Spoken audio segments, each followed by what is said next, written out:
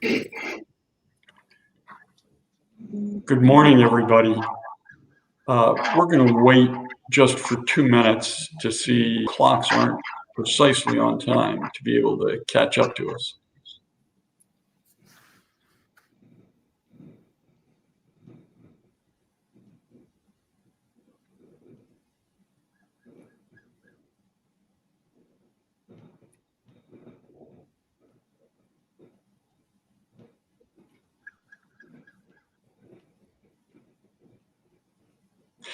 If you're just joining, we're just going to wait for a couple of minutes, give people a chance to join. Let me ask the speakers to mute themselves while you're waiting to speak, so that we don't catch any stray noise. And we'll give folks 1 more minute.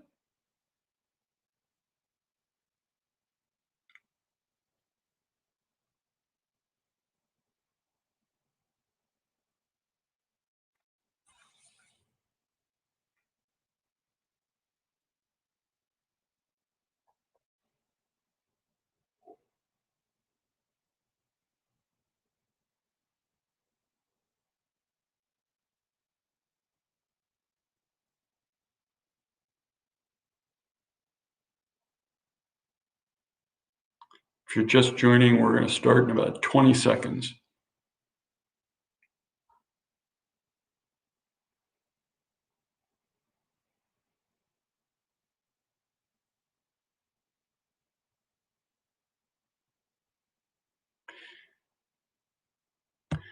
All right. Good morning, everybody. We are here today to discuss a series of indictments that we have issued, and I just want to briefly introduce the speakers, and then we'll get started. I'm going to speak, then following me, we'll hear from the Anne Arundel County Chief of Police, William Lowry. And after that, we'll hear from Anne Arundel County State's Attorney Ann Colt Leitess. Following her will be Glenn Fueston, the Executive Director of the Governor's Office of Crime Prevention, Youth, and Victim Services. We're here today to announce the indictments of 15 different individuals. They're indicted on a host of different charges related to drug trafficking and sex trafficking. And what I'm about to say are all allegations. You'll find additional details in our indictments. Everything that we say in the indictments and that I'll say this morning and my colleagues will say are things that we have yet to prove in court, but we intend to do that. Now, this is about a gang that conducted criminal behavior primarily in the Brooklyn Park area of Anne Arundel County, but also in Baltimore County and Baltimore City. The investigation was initiated in 2019 when Anne Arundel County Police learned of a large organization selling drugs out of a local hotel, the Comfort Inn and Suites, hence the name Operation Too Close for Comfort. The leader of the organization was a man named David Brown. Brown and another defendant, Michael Copeland, are also charged with sex trafficking. Now, Brown used hotel staff to alert him when police came onto the premises of the hotel, or if a guest was suspected to be law enforcement or a member of a rival gang looking to encroach on Brown's territory. While some of the staff helped the gang, the management of the hotel was helpful to the investigation. In addition to operating a large-scale drug operation, Brown and Copeland forced women to engage in sex trafficking in exchange for their rooms and for drugs. Anne Arundel County detectives monitored the defendants for 8 months, tracking the activities at the hotel and in the surrounding areas. During the course of the investigations, Detectives observed members obtaining and distributing the drugs, watched purchases from members of the organization, and observed hand-to-hand drug transactions. Police initially had difficulty making undercover buys because David Brown insisted that if he did not know the customer personally, they had to use drugs in his presence. During the investigation, police learned that drugs sold by this organization led to overdoses, and some of those overdoses were fatal. David Brown actually lived in the Comfort Inn and Suites, except for a brief period of time after apparently a fatal overdose. He moved out, then moved back in. He had control of multiple rooms at one time, including an entire floor. He used these rooms for drug sales, to hide drugs, to hide money, and for the sex trafficking victims to use for what the gang called their dates. Now, members of the gang also used a neighboring hotel to conduct some of their drug activity.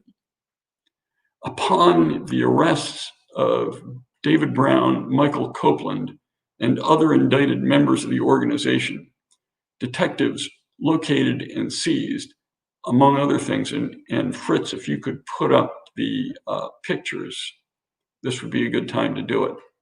So they seized 2 assault rifles, 7 handguns, 502 grams of crack cocaine, 119 grams of powder cocaine, over 3,000 grams of marijuana, over 200 grams of heroin fentanyl, 38 grams of MDMA, more than 1,300 grams of methamphetamine, 13 strips of Suboxone, and $27,000 in cash. I want to say special thanks, excuse me, I want to say special thanks to Kelly Hooper-McCamey, my Assistant Attorney General, and Jennifer Dowd, Assistant State's Attorney in Anne Arundel County. They did outstanding work, and we deeply appreciate it. Now, I'm going to turn the platform over to the Chief of Police for Anne Arundel County, William Lowry. And Chief Lowry, I want to say special thanks to your detectives, whom we're not going to name. They were dogged, they were smart, they were adaptable and courageous. Thank you very much for their work. Chief, take it away. First of all, thank you, Mr. Attorney General. I really appreciate the kind words for the members of our police department. Before I make a couple of comments, I want to thank Anne Arundel County State's Attorney Ann Leitess and the Governor's Office of Crime Prevention, Glenn Fueston. The cooperation and the communication between these entities and more was critical for where we're at right now in the stage of this investigation. Obviously, I won't talk about the specifics of it, but what I will say is in a narcotic investigation like this that deals with sex trafficking, not only are we making an impact on the criminal enterprise itself, but I will guarantee the folks that are listening that the activities of these officers in their investigative techniques and cooperation, again, with the Attorney General and the State's Attorney's Office, is saving lives.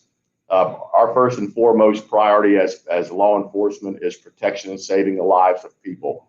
And really, that's what this is about. It's hard to quantify by taking that amount of narcotics off the street, how many lives we're saving. It's hard to quantify by these arrests how many lives we're saving, but also through the sex trafficking, there is a ripple effect in these types of investigations. So I can't thank enough the investigators from our Narcotics and Special Investigations Division. I'm kind of long in the tooth as a law enforcement official. I did this decades ago, and I can imagine how much more complicated these cases are.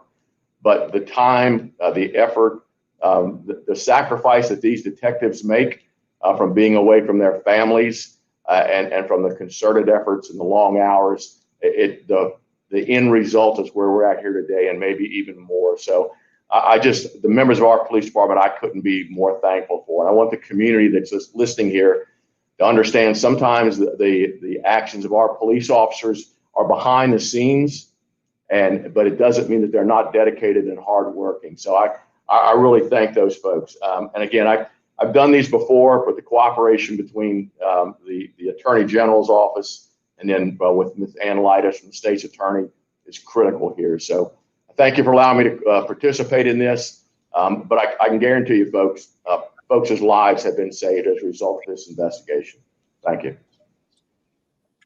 Thanks very much, Chief. I want to remind the audience that if you have questions, you can put them in the comment section and we will get to them afterwards. I do see that somebody has asked us to repeat the name of the hotel. It's the Comfort Inn and Suites. Now it's my pleasure to introduce the state's attorney of Anne Arundel County, Ann Colt Leitess. Ann, thanks again for your great work in this action. Thank you, Attorney General Frosh. I would like to thank you, your office, the Anne Arundel County Police Department, and Police Chief Lowry, as well as the Governor's Office of Crime Control and Prevention, Mr. Fueston. This partnership is part of the Maryland Criminal Investigation Network, the EMSIN team. And I think this case illustrates just how powerful a unified prosecution strategy can be when it's coupled with the foundation of a thorough police investigation. That partnership has the power to disrupt criminal enterprises that reach far beyond our local borders and harm all of our communities. And while this case is charged in Anne Arundel County, the impact of this case reached into Baltimore City and Baltimore County, hurting their communities as well. And as we have seen in the indictment and the facts in this case, which will be presented in court, that many of the women involved in this case were addicted to drugs themselves, and they were trafficked in the same way that the drugs were trafficked in this case. This joint investigation resulted in the arrest and indictment of 15 people who are presumed innocent unless and until they're proven guilty in a court of law. And I'm happy to say that this indictment of these 15 individuals, these cases will take place in Anne Arundel County with a team of prosecutors from the Anne Arundel County State's Attorney's Office, as well as prosecutors from the Attorney General's Office. So as a team with the Anne Arundel County Police Department, I look forward to presenting these cases in our courthouse. Thanks. Okay, thank you very much, Ann. Now we're going to turn to our fourth partner. Glenn Fueston heads the Governor's Office on Crime Prevention. They provided a lot of the resources used in this investigation. So Glenn, take it away. Thank you, Attorney General Frosh. I just want to thank everybody for the collaboration and the partnership here. And it's an honor to represent Governor Hogan and the administration, but working together with the Attorney General, the state's attorney, Colt Leitess, and Chief Lowry to present on this successful operation. One of Governor Hogan's top priorities and the priorities of my office is to provide support to law enforcement wherever we can. Those individuals that are on the front lines, risking their lives to protect each one of us every day. And this is a shining example of that. The governor announced the EMSIN project, or the Maryland Criminal Intelligence Network, in December of 2017. And it was a process to provide funding, but also to encourage coordination and collaboration between law enforcement and criminal justice agencies, including state's attorney's office and other departments. And I think this is, again, a great example. Anne Arundel County was one of the first adopters of the EMSIN coalitions, along with Baltimore City, Baltimore County, and with Prince George's County. And the goal is to bring together local, state, and federal resources in order to combat violent crime here in the state. Since Governor Hogan announced the EMSIN back in 2017, 13 law enforcement coalitions have banded together to disrupt or dismantle over 800 criminal organizations. Since the start of this initiative, our partners in Anne Arundel County have made over 100 arrests, disrupted and dismantled 49 criminal organizations, and secured 50 indictments. And then also have seized nearly 4 dozen firearms. So obviously the impact of this collaboration and cooperation is very apparent. And the case that the Attorney General outlined for us today is a shining example of what we can do through collaboration, coordination, and through information sharing. The EMSN Coalition partners have embraced working together not only to arrest and prosecute violent repeat offenders, but to target and dismantle criminal networks that take advantage of the vulnerable people in our communities. The EMSN partners have played a critical role in stopping the distribution of drugs, including heroin and fentanyl, that's finding its way into our streets. And we're very grateful, again, for the men and women that keep our neighborhoods safe on a day-to-day basis and are dismantling these organizations. So we're very proud, again, to support everybody in this operation and look forward to our continued collaboration. Thank you very much. Okay, thank you, Glenn. I see a couple of questions in the chat that I can address easily. Someone asked that we repeat the name of the hotel again. It's the Comfort Inn and Suites. I believe it's in the Brooklyn Park area of Anne Arundel County. Someone else asked if we would repeat the list of items that were seized. There were 2 assault rifles. Yeah, put the picture back up. 2 assault rifles, 7 handguns, 502 grams of crack cocaine, 119 grams of powder cocaine, over 3,000 grams of marijuana, over 200 grams of heroin and fentanyl, 38 grams of MDMA, that's ecstasy, more than 1,300 grams of methamphetamine, 13 strips of Suboxone, and $27,000 in cash. Now, I apologize for the fact that we don't have the ability to provide live questioning. We thought it better, given the pandemic that we're in, to do this by video conference. But we will take questions as they come in the chat. And if anybody has any questions, please, let's hear them now.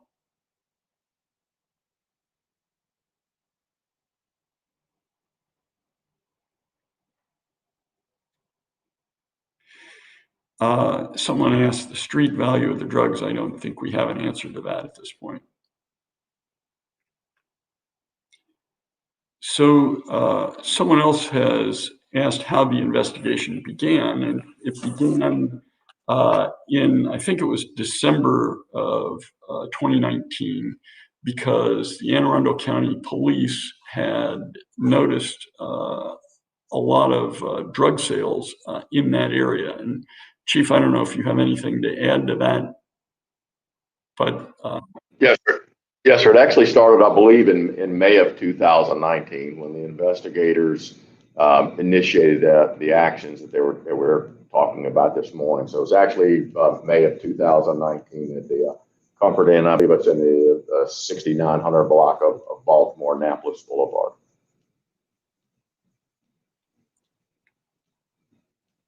Are there other questions?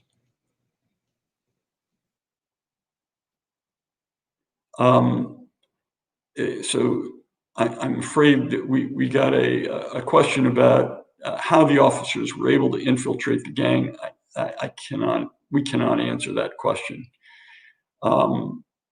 She also asked if the chief can talk a little bit about the investigation. I'm not sure how much more we can add, but Chief, whatever you think.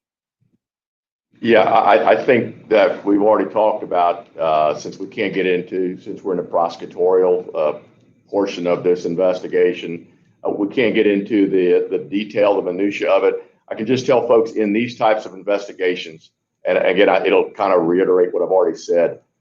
This is extremely manpower intensive, the number of hours that these investigators put into these types of situations. And I just can't, it's hard for folks sometimes to understand the sacrifices that they make, but it's intelligence led. There's intelligence gathering every day.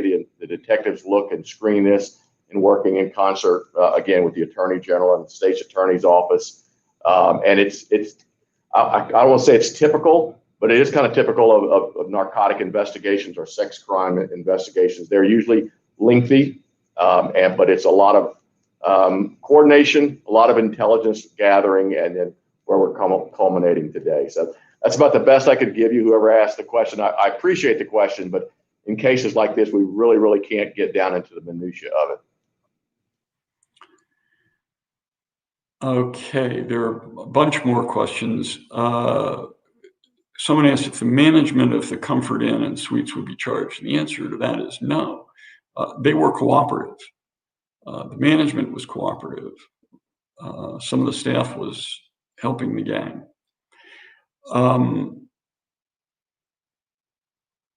There's a question about how many shootings was the gang connected to, and we cannot answer that question at this point. And Megan Clardy asks, how do we know that Baltimore City and County are the only other communities affected? Could this have a wider range? I'm going to let Kelly Hooper-McCamey on my staff take a swing at that. Unless Ann or Chief, do you have a response you want to make to that? I think. No, I think Kelly's the appropriate person to answer that one. Okay. Thank you, Mr. Attorney General. This was extensive investigation. We do typically know about the Baltimore County and Baltimore City aspects of this investigation. We cannot comment on other areas within Baltimore or within Maryland overall. We do know, however, that members of this organization did travel around the state and out of state to bring these drugs into our state.